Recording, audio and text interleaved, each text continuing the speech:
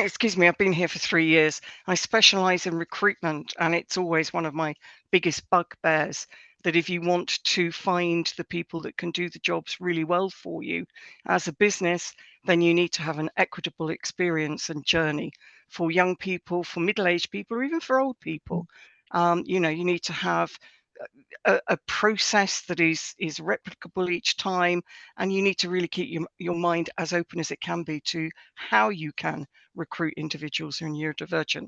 And some of what we're going to touch upon today are going to be hints and tips.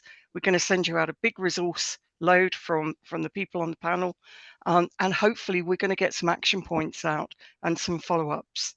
And shall we say something about the platform, guys? If we have captioning activated, so if you need captioning, just click the button on the toolbar.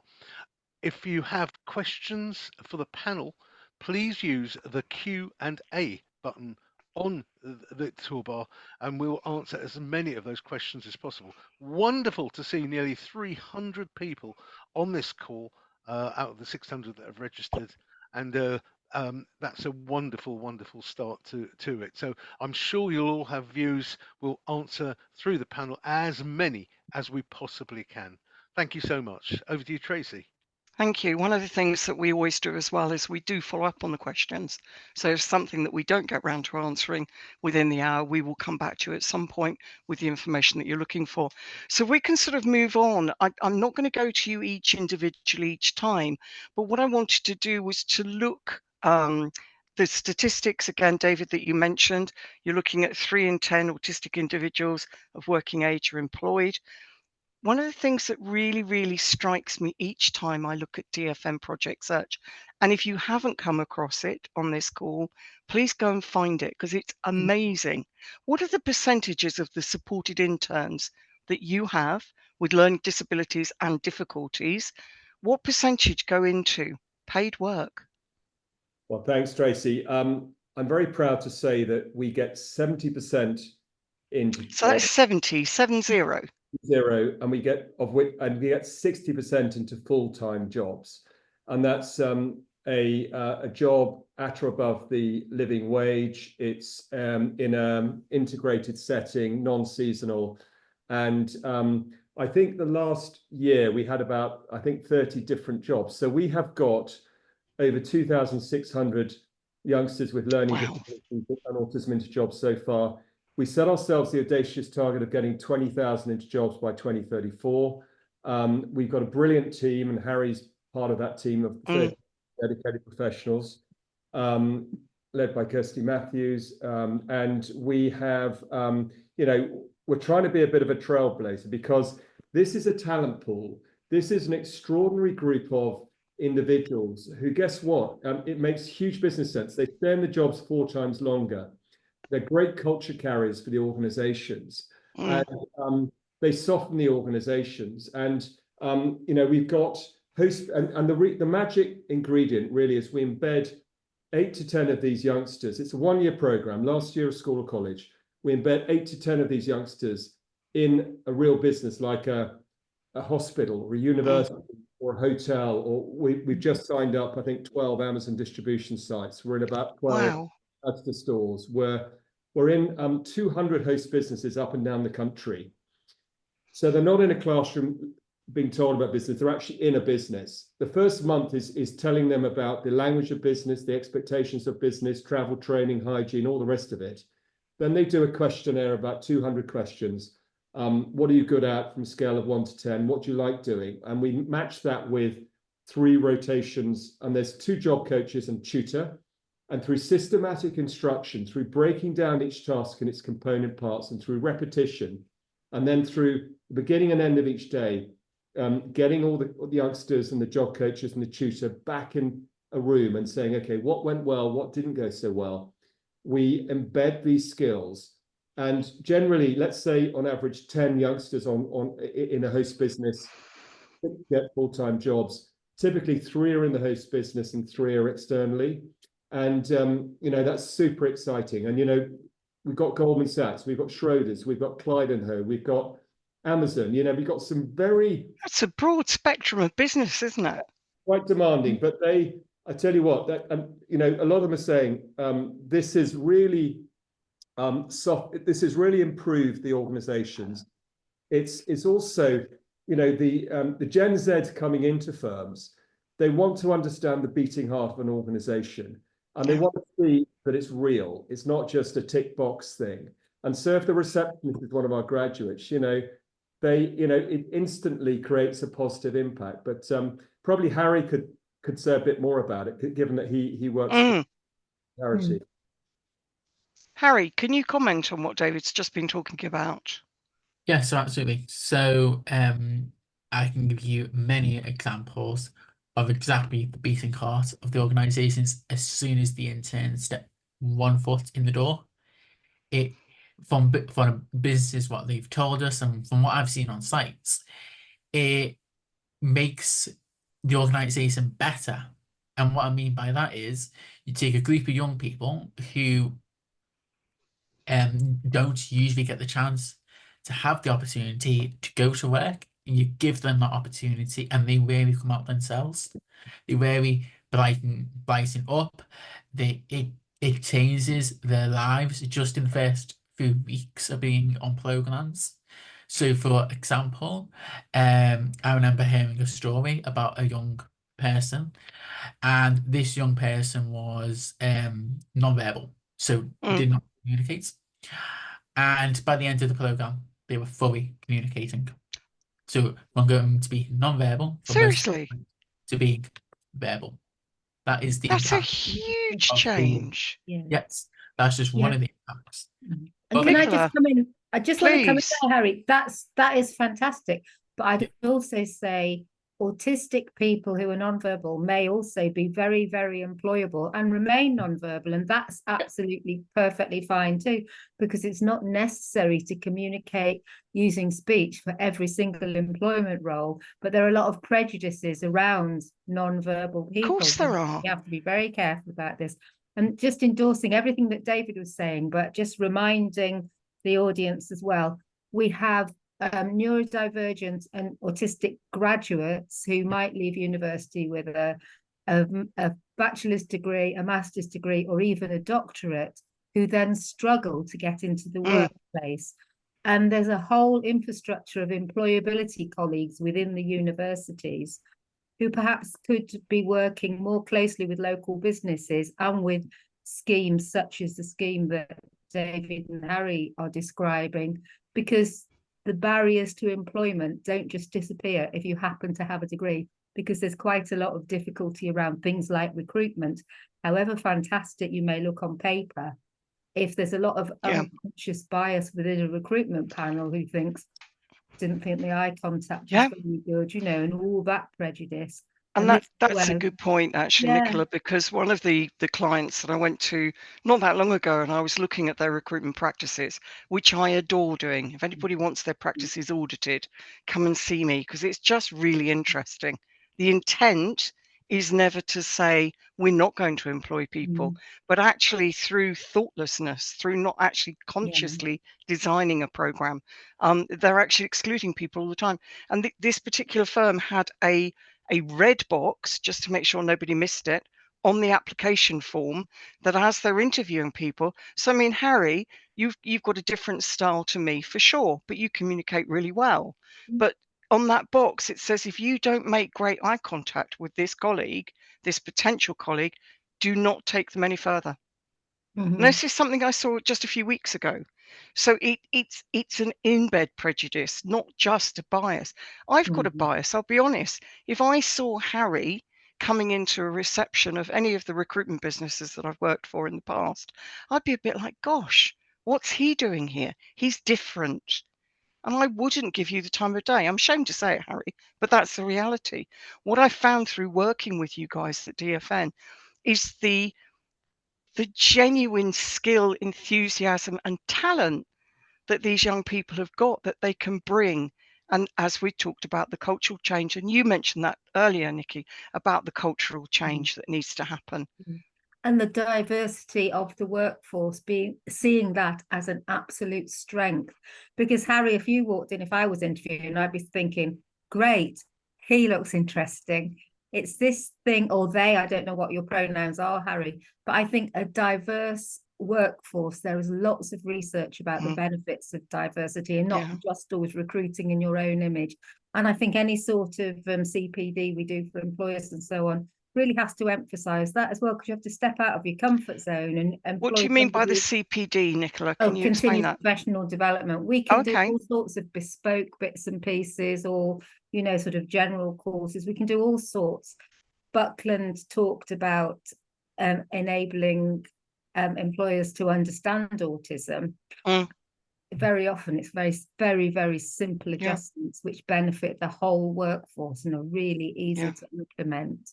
There's three specific questions for them, but I think, shall we hold that till the end? So we move on from the specifics of DFN. Yeah, you've got some other topics, haven't you, Tracy, that you want Absolutely. I actually wanted to ask Harry, before we move back off that. Harry, for yourself, did you go through the DFN program and then get employed by DFN? And what were your aspirations when you were young? What did you want to be when you grew up? So when I was growing up, and this might sound weird, No. And I wanted to be a fire engine, Harry. Nothing you say is going to be weird. Honestly. So I thought it was my right to work, because based on I have a disability, I have learning disabilities, I have autism. Just based on that, I never thought it was my right to work, because I never saw somebody like me when I went to the shops, when I went to my local shop, nobody like me working, so I just presumed it wasn't.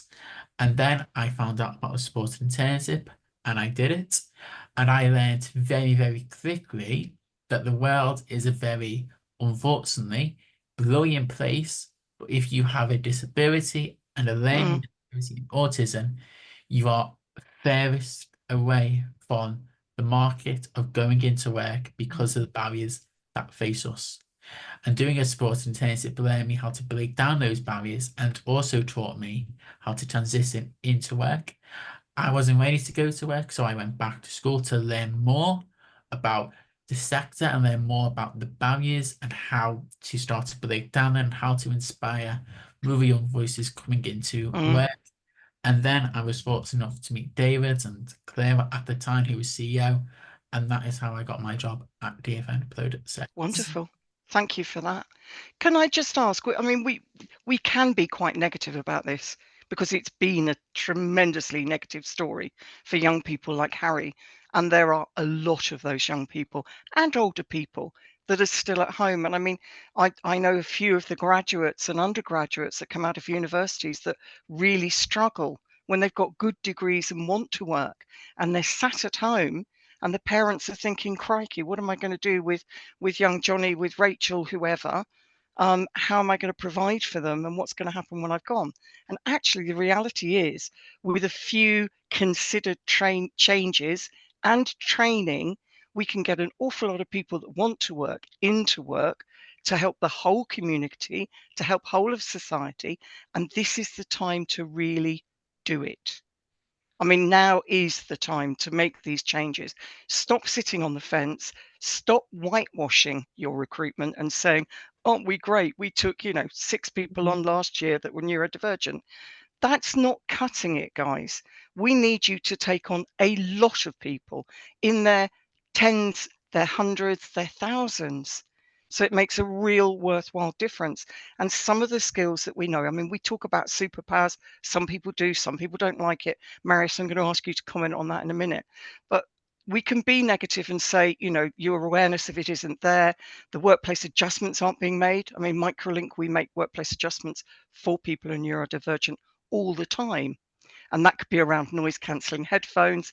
It could be around, having dyslexic, things like LexiLens glasses.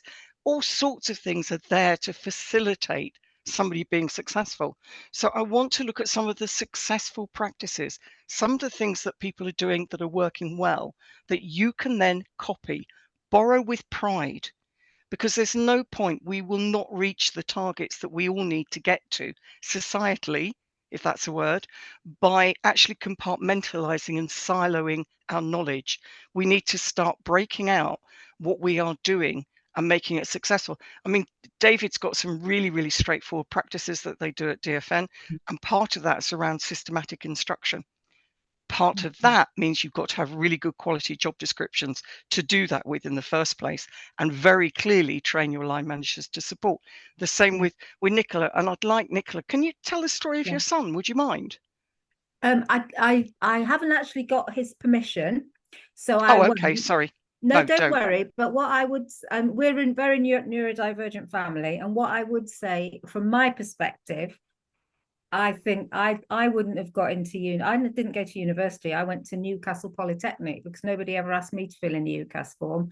I failed the 11 plus and I couldn't read until I was 12 years old. But, you know, I am a professor of education now, so obviously I did have a brain.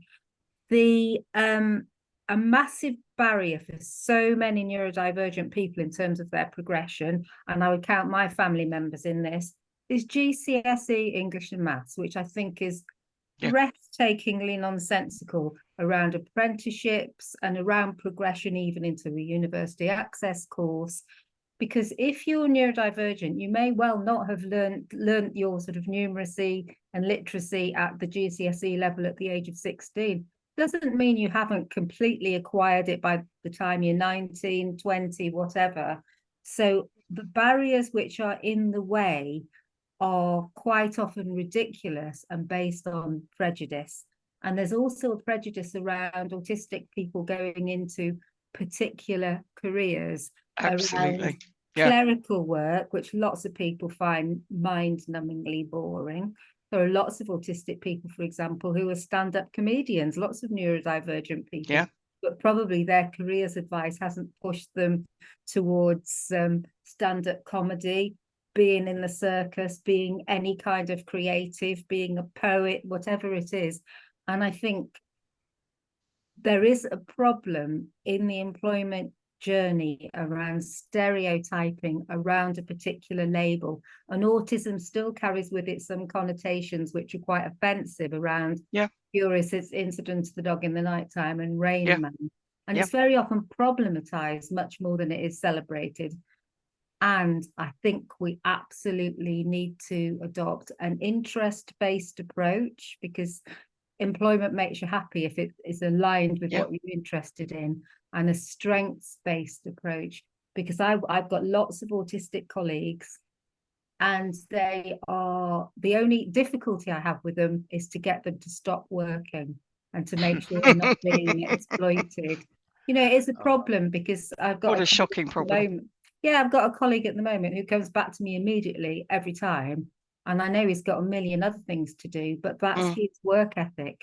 So I think this sort of interest-based, strength-based approach, and put your stereotypes in the bin, I think is sort of can I develop that now, if possible? I'd love to develop that theme about a strength-based approach. While I'm doing that, there's some specific questions which I'd love David and Harry and Nicola to think about. The specific questions are things like, go on, tell us about good HR practice in terms of recruitment. Tell us about how you can prepare for a non-verbal interview. So do think about that. But if I can share my screen for a second, I think we're in an interesting time, aren't we? Because the people actually sometimes are really confused about what autism is. People think sometimes autism is one issue, one thing, and people can be slightly autistic or very autistic. And when the word spectrum is used, people sometimes think, oh yes, it's a long drawn out thing, and you can easily drop someone onto that spectrum somewhere. It is so much more complex, because autism is one of those global labels given to a range of neurodivergent traits. So I would rather us start to develop a model of autism which also includes other forms of neurodivergence. We all have traits, we all have skills. Our brains work in different ways. And if we can somehow vision that in a way that includes not only people with autism, but also the neurodivergence that is underneath ADHD and dyscalculia, dyspraxia, and so on, we can come up with a model. If we're looking at strengths, let's look at strengths. Every person will have a different set of traits. So in this particular example here, we have someone who perhaps finds it difficult just to read what other people are feeling, and also finds some noisy environments causing them to panic. However, in many other areas, they will be fine in the workplace, and actually they've got a particular strength which is witnessed by the ability to take in lots of information. And remember, another person with who might have sadly a label of autism might have a totally different profile. And this is why I think everything that you've said, Nicola, everything you've said, David, everything you've said, Harry, is absolutely, utterly true. It is about the individual. It is about taking that strength-based approach. It's about understanding. And let's hold it there and then talk about some of the issues you have around recruitment, because I think Tracy, you raised it right at the start, wasn't it? It's a good recruitment practice. So there were some specific questions around recruitment. How do you do fair, honest, open recruitment? Tracy. Can I just say one thing? I just want to pick you up on the word sadly. There's nothing sad about it. I'm sure you didn't mean to say sadly. Sadly, it's sadly reflecting on society. Yeah, okay. Rather than and the sad thing is about access to diagnosis is a 3-act drama as well. Well, actually, that's one of the queries in here. We've got a member of staff seeking a neurodivergence diagnosis. The NHS waiting lists are around 4 years. Can access to work help? They can't. However, an awful lot of employers are saying that they'll do it through their employee assistance program. My query is, do you actually need a diagnosis? What's people's views on that? Nicola, do you have a view? Yes, I certainly do. The way we look at it in the university sector, which segues really well into employment, is principles of universal design in the context of university. Universal design for learning says you've got a diverse group of people in front of you, plan for diversity and embed in the systems good practice which minimizes the requirements for reasonable adjustments. Exactly the same thing happens in the workplace. And we did some work with some students at the University of Cambridge and came up with an acronym for this. REAL. If things are reliable, empathic, anticipatory, and logical, which I'll explain, the majority of people get what they need. So if you've got reliable systems which make sense and reliable people that do what they said they were going to do, if you empathically see it through the eyes of your employees, i.e. some people, for example, have sensory issues, so you can't all be in an open plan office. If you anticipate things that are going to cause problems and circumvent them before they've caused problems, for example, ambiguous information which makes no sense at all is always going to cause problems. And then if you communicate logically, most of the bases are already covered. So that minimizes the need for a diagnosis, which also carries with it connotations around labeling and masking and passing and everything else. And all that's in a culture of, we're all different, aren't we? What do we all need? And a team is made up of different abilities and skills and interests and so on. That's a really good starting point in relation to that. Unfortunately, some things need a label in order to access support, like, for example, disabled students allowance. But I sort of think, I find that problematic in some ways, because not everybody's out and proud about being autistic and neurodivergent. It does carry with it some ontological risk because the way people might react and because of the assumptions they make. I don't know if I answered your question there, really. No, you did. Thank you. Diagnosis, you've just, employers shouldn't be waiting. There is a thing called the Equality Act. Part of what we've been doing. Sorry, Nicola. Part of what we've No, been that's doing at Microlink is talking to the governing bodies, the exam bodies, Yeah. to say, do you really need a piece of paper before you're going to allow somebody 25 minutes extra on an exam? Just give them. Just give Yeah. everybody the questions up front. The only query that I have on that is if somebody needs to react in a time-sensitive fashion within a job, maybe they're a doctor or they're doing something that, you know, life and death literally, then maybe you don't give them that question in advance because you want to see how quickly that they can process it and deliver on it. But there's so many quick things, and I love that real system. That's something that we could all employ right across the business. David, there's a lot of questions asking about how you train your job coaches, how you train the employers for people coming on board. What do you do? Okay, we work with BASE, British Association of Supported Employment, who are absolutely brilliant, and they have a couple of job coaching programs, which you know, so if people are interested in that as a career or something to pursue, if you I can certainly point you to the right person, but British Association of Supported Employment, and I sent various people through that. But we generally work with them. There are other job coaching agencies, but we work. So typically, when we're setting up a new site, we'll typically want to work with larger businesses that maybe have 500 or more employees. The reason for that is that we want to have enough of the types of jobs, and I please forgive me when I say so, it's not a lower skill job, but it may be a more repetitive job for our graduates to do. Not always the case, but quite often, like receptionist, porter, post room, food prep, data entry, but there's like 30 different jobs. And, you know, for example, in hospitals, one of the guys was mending some of the medical equipment, and you know, another, you know, there are some very sophisticated jobs, and we've got people working at you know, aircraft manufacturer. We've got people working at Goldman Sachs, that's on data entry. But we typically have the job coaches hired from a job coaching agency. The tutor would typically come from the education establishment, the school or the so in terms of that's the job coaches. Where it works best for us in the with the host business employers is where we have a critical mass of people hired by them.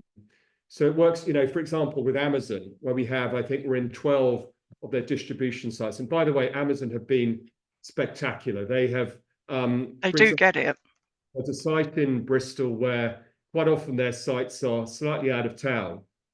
So we were having some challenges about getting the interns actually to their sites on time, and they put on a dedicated Amazon bus service to take the interns from the school or college or at their home to the distribution site. They also have just hired somebody within Amazon to work full time on working with the 12 sites, working with the graduates that they employ, because these youngsters don't suddenly become not disabled, you know. And I think one of the things I characterize, and it's not for everybody, but you know, we all get hit by curveballs every day.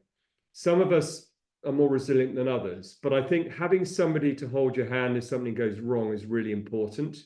And where we have the most success in terms of not just getting a job, but staying in a job and being in that job 1, 3, 5, 10 years after being in it originally, is where the host business has somebody that as part of their job is looking out for the people they've hired. So in some of the hospital trusts that we're in, there's some in London which have, you know, 3,000 employees. And I remember talking to the CEO of the hospital trust and saying, look, you know, thank you very much for your support.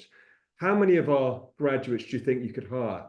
And I was blown away by him saying, do you know what, David? We can't get enough of your talented employees.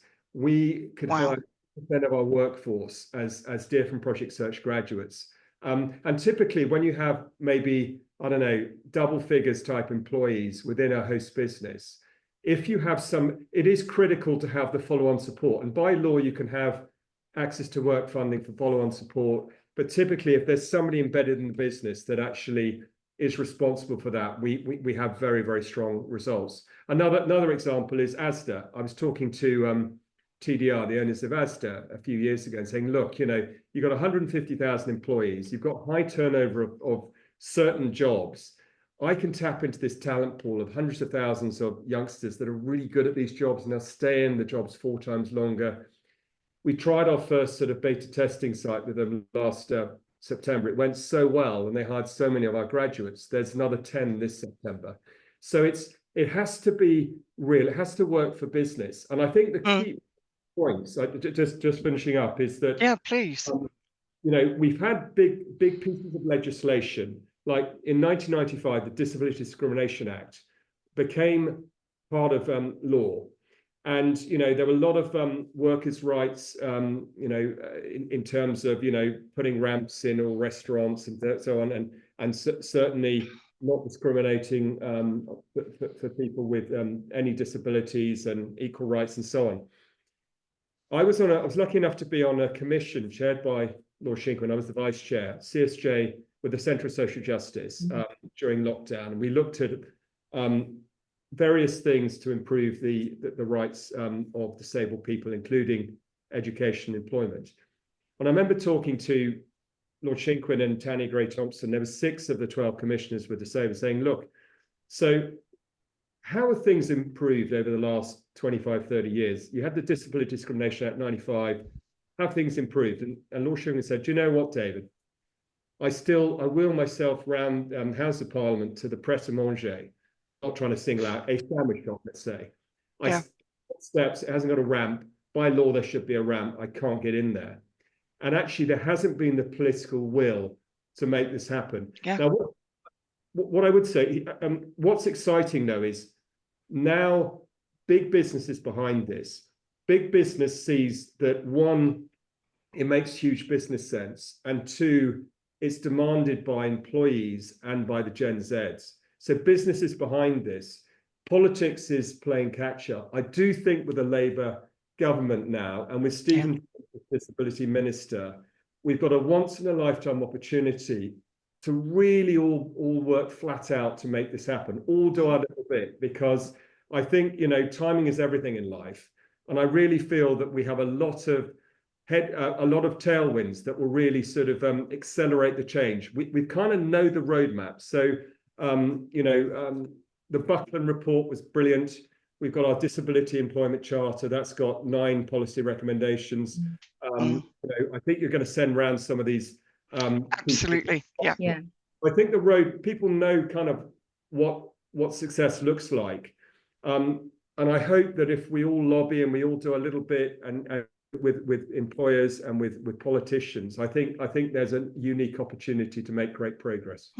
Thank you, David. Can I just add one thing? Yes, sorry, of course. Just absolutely, totally endorsing everything David says, but I think the whole journey through education is really important. Just picking up on Harry's point that you said you didn't feel like you be somebody that would get a job. I think nobody, whatever school they're in, special school, mainstream school, or excluded from school, we get lots of autistic people excluded from school. I think that message that employment is an end goal is absolutely crucial throughout the whole system. I think that's completely vital. And where there are these ridiculous little breaks in the system, like GCSE, English and maths, etc., they need to be addressed as part of the story. So it's joined up thinking all the way through, including work experience opportunities for absolutely everybody. Paid work experience. Not the age of 16, though, I'm afraid, Tracy. But if you've got a massive gap in your CV, it's really problematic, isn't it? And if you experience, there is an opportunity to shape what's happening. The government have just called a comprehensive curriculum review, Department for Education, running from now until the 22nd of November. So this is a wonderful opportunity to put in what has been taken out. So yes. Can I ask Harry, around you actually chaired a panel of young people from DFN Project Search, and they often talk about the barriers that they find in employment. We've had a couple of questions of people saying, how would you interview somebody who was nonverbal, and what actually makes a good job description, and then what are the barriers that you found? And they were quite common, the ones that came up. Could you talk a bit about that? Yes, of course. So if I take the sort of non-verbal interview style, so actually, and this kind of all falls into one. So what we at DFM Project Sets, the perfect thing about a supported internship is actually you've got these young adults in your host business learning the jobs for a year. In that time, that's to be their interview. Right. So it's the actual practical, seeing what they're doing as they're doing it. As they're doing it. That could be for people who are verbal, people who are non-verbal, people who are nervous, people who are not confident speaking is in a panel, but are really confident when they're doing their jobs. Other thing we recommend are video CVs, again, for the same reasons. People are I love a video not CV. confident. Yeah, not confident writing down their information, or, you know, it doesn't show them in the best light. Actually, why are we doing this? You know, these young people, some of them are the best that they can be when they're actually doing the jobs. Yeah.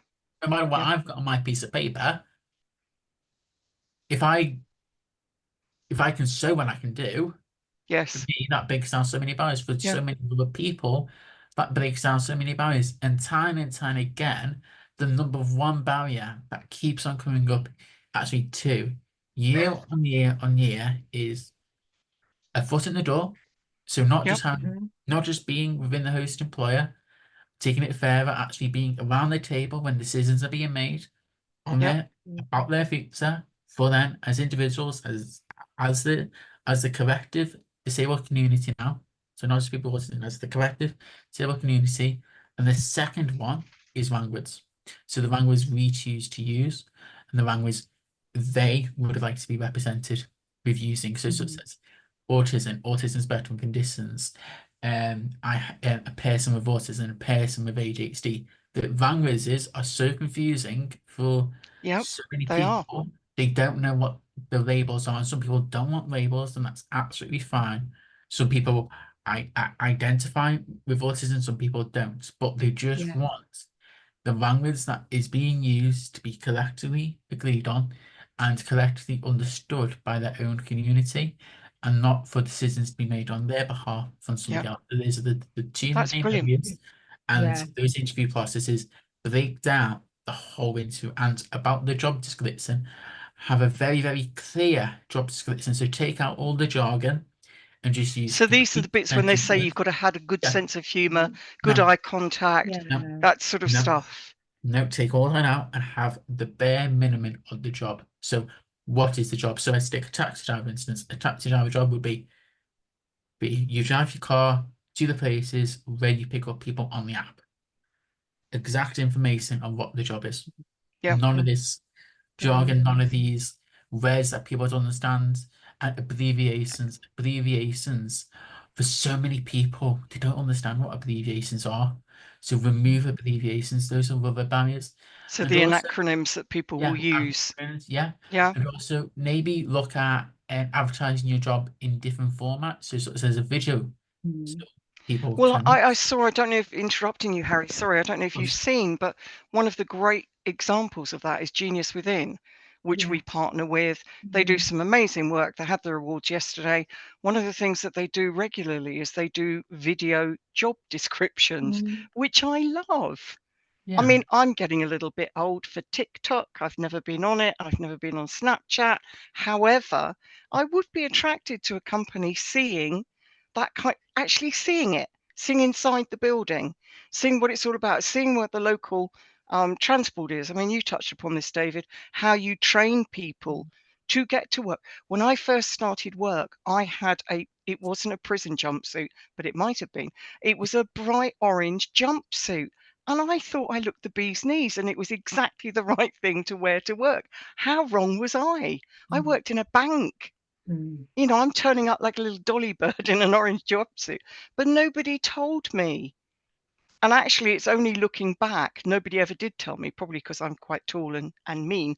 But, you know, that could have hampered my career because I didn't understand the social aspect of the work at all. Nobody ever explained the job to me. So it's that clarity, isn't it? The stripped back nature. I don't really care if you give me free sandwiches at lunch. Well, actually, no, that's a lie. I would care about sandwiches. But do you know what I mean? It's not the frilly things at the edges.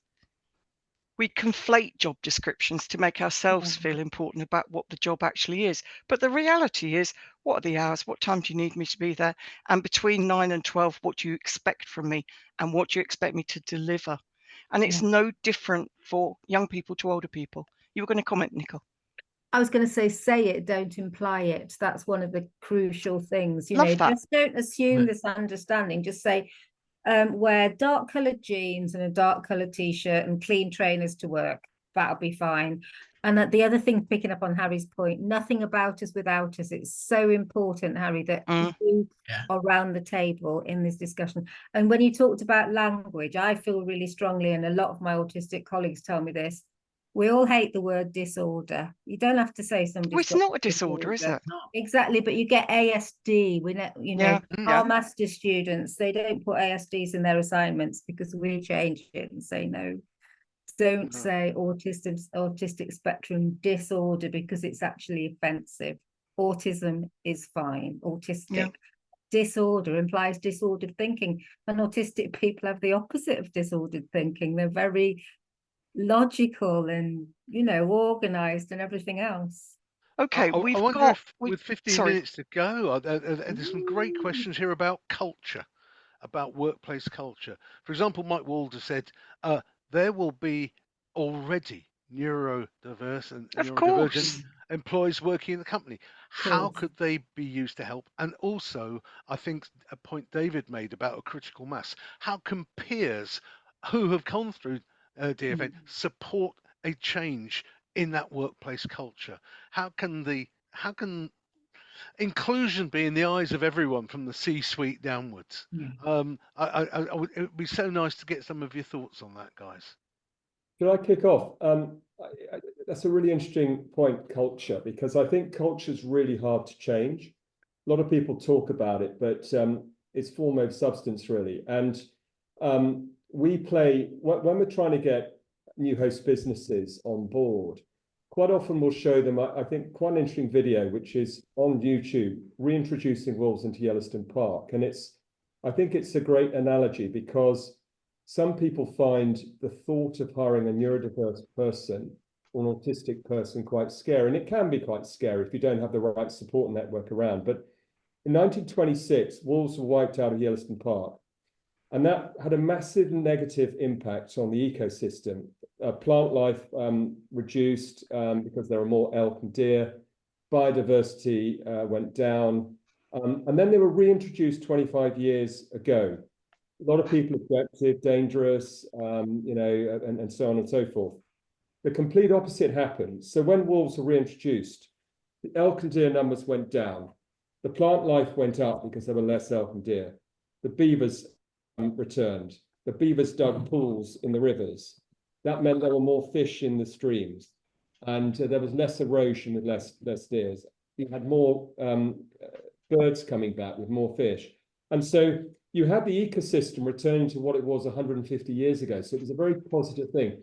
Similarly, if you hire autistic, by the way, I don't like these labels particularly, but today's session. But if you hire neurodiverse people, they have an incredibly positive impact on the culture, and they soften organizations, they make them more diverse. We've got a lot of studies that show it makes great business sense. And I think we're most successful, as I say, when there is a critical mass of people. You're not the odd one out. So that's why we generally prefer to work with big businesses, and also we have a chance to scale stuff and get stuff done and impact more quickly. The other thing I'd like to just say is I was very pleased to see in the King's speech the announcement of pay gap reporting. And it's something that we've been for a long time. And for listeners that don't know about it, it's the moment, if you're an employer with over 250 employees, you have to report the number of women and men in the organization, and if there's any pay gap in a particular role. we've been arguing, why don't you extend that for disability? And some people are also saying for ethnicity, but let's just focus on disability today. And so we're saying the government should require all employers with over 250 employees to publish annual data on the number of disabled people. And we know the right question to ask. We know how to ask it consistently. We know how to ask it confidentially. And what the proportion is of their workforce, what the disability pay gap is, and the percentage of disabled employees within each pay quartile. What that will do, I'm not saying that would change the world overnight, because certainly the gender pay gap reporting didn't improve women in the workforce from board level down to middle management down to more junior people. But certainly what it did do is it forced the board to talk about it. It forced it to be an agenda item that couldn't be buried under the carpet. And I think it would be a very significant step forward if we had it. And I think the current government seems to be enthusiastic about it. So it's anyway. Let me stop there and let somebody. I think it's already come out, David. I think it's going to be a big challenge for a lot of businesses to show, because they're not measuring, they're not reporting, they haven't created a space of safeness or safety even for people to actually come forward and share and tell about their experiences. There's quite a few questions Michael in said there. something interesting as well about and it chimes with people saying, all very well people coming in at entry level, all very well encouraging the growth at entry level. What about progression to leadership? Absolutely. How can we support businesses to do that? Nicola's ready. Yeah, we did some research about disabled leaders in higher education, actually, and including neurodivergent people or all sorts of people came forward who were in leadership roles. And the point that was consistently made was, in a world full of barriers, we have developed immense problem-solving abilities and all sorts of leadership qualities about teamwork, problem-solving, creative thinking, etc., was absolutely abundant in these people. And this notion of distributed leadership, i.e. not saying I'm the big I am, everybody do what I say, but this team, how can we work as a team? All those qualities I think we could really flag up in relation to neurodivergent people and then provide those opportunities, because I think there are points of discrimination through the journey because people think, oh no, they won't be able to cope with that because they're dyspraxic, so I won't put them forward. And that's nonsense as well. So I think providing opportunities for progression, opportunities to do with mentoring are really important, and everything that you said, I completely endorse about the pay gap and so on. And also shining an intersectional lens on this whole idea, because you're more than the sum total of a label like dyspraxia. And sometimes the barriers to progression are around an intersection between disability and caring responsibilities, for example. So you look at the whole person and you look at barriers beyond disabling barriers, and staff networks can be really helpful. And the internet is really good for that, of course, because you can have a network of people from beyond one organisation. We've got, for example, the Participatory Autism Research Collective. Loads of people come together, loads of them moan about their employment status, they face similar barriers, but then get together and write a paper on it and disseminate it amongst employers, saying these are the barriers that we are facing. Some people are putting up hands, obviously, because they want to make points, but in a webinar of this size, we've disabled the ability for people to verbally or contribute. So if you do have a point to make, please leave it in the Q&A section, and we'll get back to that. Sorry. I think some of the base things that companies need to look at doing, from my viewpoint of being a recruiter for 30 odd years, is actually looking not only at your job descriptions, looking at flexible working arrangements, looking at how you support with workplace adjustments, how you engage with a firm like mine, Microlink, sorry, NASA, your company, like Microlink, but looking at tailored recruitment, looking at doing positive action campaigns if you need to, which you are allowed to under the Equality Act, looking at neurodevelopment to actually help people move on in their careers, but make it actually a written process, a written policy that you can signpost to. Have training. I mean, Marius and I have had an absolute hoot training a couple of cohorts on how to put your hand up in a business, how to actually put yourself forward for those promotions, how to have the difficult conversations. They've gone down really well, haven't they, Marius? And it's been brilliant. And again, it's working off the lived experience of the colleagues who've been on the Yeah. webinars, and actually the sharing across departments or across businesses. And Nicola, the idea you've had about setting up networks across businesses, sharing best practice. Michael Vimier has made a great point in the questions. He says, well, you know, executives have no problem hiring in cognitive well-being consultants. You know, well, how about the rest? Yeah. Yeah. There's so much around supporting additional mental health challenges, for example, that I wanted to touch upon, because it is an important part of people who are neurodivergent. There are elements, if you don't get the work environment correct, you don't get the workload shared correctly, that you can overwhelm. You can get earlier burnout because, as Nicola was talking earlier, you've got people who can be far more committed. Have to be careful how I say this, but put every effort in because almost they don't know when to stop. It's like people who overeat, which I know from personal experience. You don't necessarily, you're not hungry. You know, you could stop work, but you're fascinated. You get caught up in it. So it's making sure that you're allowing those individuals to say, do you know what? I've had an absolute crap week. I've done a ton of work. I've got a challenge. Can you help? Rather than that being seen as a weakness, it's an actual strength, to be honest, I think. Nicola, you wanted to comment? It works both ways as well, because people are open to exploitation. And our research centre, Building Future Communities, one of our key principles is when we get funding for research, if the research is about autism, we employ autistic researchers to do it, and they're properly employed, properly paid, and properly supported, because many neurodivergent people are giving their labour for nothing, either in the workplace or in the context of participatory research, where, you know, they don't want a 50 quid Amazon voucher, or, you know, it's better than nothing. They want to be properly. But that goes across the disability spectrum, though, doesn't it? To be fair. Yeah. I mean, I get asked to do many talks and different things, and invariably I do toddle along because I find it fascinating. But we've got 4 minutes. Sorry, I was going to call you Maria then. Marius, my apologies. I was thinking about you singing. Marius is a great singer, and I misread his name. So sorry. What sort of questions have we got that are outstanding that we could cover? 2 minutes name. This has been an amazing, provocative, in a nice way, webinar. The questions have been basically around, we believe in this, we want it to happen. How can we make it happen? And I think that the key messages that seem to be coming through are some really clear things. You know, help with recruitment, help with mentoring, help with support, help with progression and leadership. And it's certainly helping me to think about how Microlink can produce resources, training, and hopefully further webinars which will support that.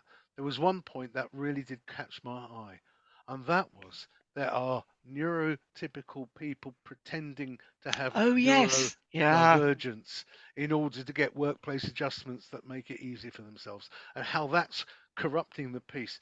If we look at the courts, how many the defense bariters are saying it wasn't my client, it was my client's brain that was responsible for this. We have to be zealots, we have to be evangelists, but we also have to realize that there'll be different sorts of obstruction on the way. But do you know, though, that's a really interesting point around people saying it's not fair. There's a great deal of that. It's not fair. They're getting something I'm not getting. All I would say around that is if you've got a, let's say, neurotypical person who is saying they need certain equipment to do better, guess what? Give it them. Give it. Nobody's saying that they want noise cancelling headphones unless they might be for gaming purposes, but that is so rare. Give it them. Don't make them come to you and say, oh, I'm going to pretend I'm this to get that. If they need it, give it them. Yeah, there's an issue with work-based culture in general, if that is happening. So there Yeah. are barriers in the workplace. You don't have to have a label to experience a barrier. So make the workplace Exactly. real, REAL, real. I Yes. love real. I hope that we've got Could that. you We can explain send that it one out to again? everyone. There Yeah, was a go through it question. again because I think it's worth it. Please Yeah. go through real again. Reliable, empathic, anticipatory, and logical. Do what you said you were going to do. Make the systems work. Understand that people are going to really struggle if they are expected to thrive in chaos. Anticipate what's causing chaos and logically communicate by saying it rather than just implying it. That's about it, really. I love that. Yes, David. Yeah, look, it's been a great session, and I think in answer to Maris's question, my view is that now is the time. Yeah. Everybody on this webinar, whether you're a speaker, whether you're listening in, you're a stakeholder in this, you're interested in it, and we're all responsible for getting this done. There's no silver bullet. There's no single person responsible. We're all responsible. We can all make a difference. If we all went away from this call and did one thing to help neurodiverse people more likely to get into a job, whether you're an employer, employ a neurodiverse person, an autistic person, or give them a chance, or look at your work practices and improve them and take some learnings away. The other thing which I think is super important, which we touched on earlier, was the education piece is super important.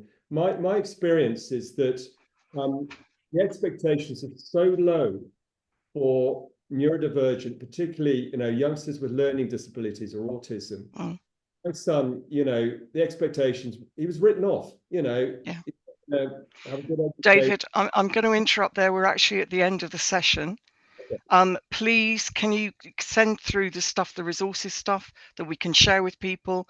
People on the call, if you want to know more, we're happy to share. If people on the panel are okay to share your information, so they can contact you directly. But thank you so much for showing up. Thanks, Harry and Marius and Nicola and David. What a great session. Thank you so much. Thank you. Thanks, Tracy.